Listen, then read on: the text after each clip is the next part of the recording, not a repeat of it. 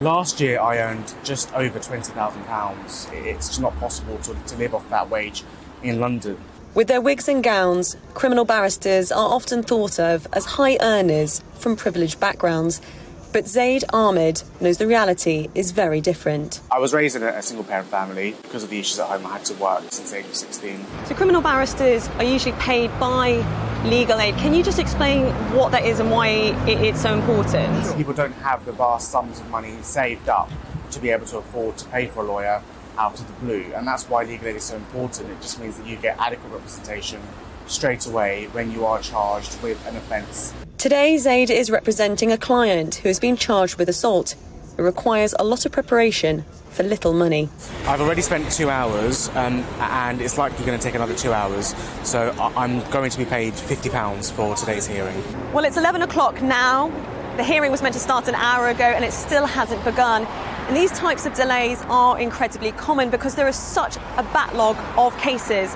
If you look at magistrates' courts alone, there are more than 358,000 outstanding cases.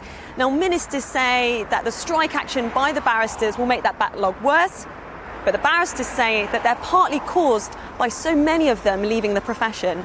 As Zayd only earns £20,000 as a criminal barrister, he works a second job as a duty solicitor. So if someone is arrested, he's called into the police station, which happened during the night before we met. The time is 2:36.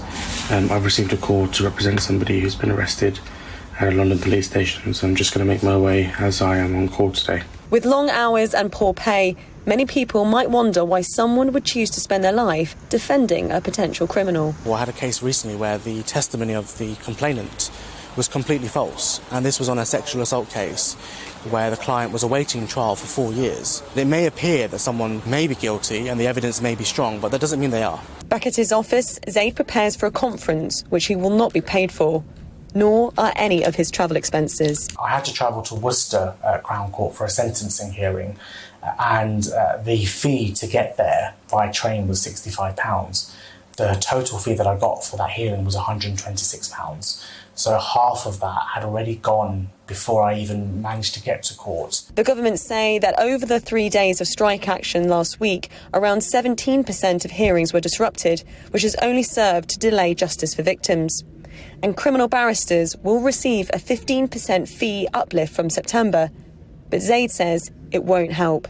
None of those cases that we are currently dealing with, that are currently set for trial within the next 3 years, are going to be impacted. So that means that the increase is only going to affect us in 3-4 years' time. With another round of strikes taking place this week, our courts will continue to be disrupted. But for barristers like Zayd, they're not giving up until their justice is served. Alice Porter, GB News.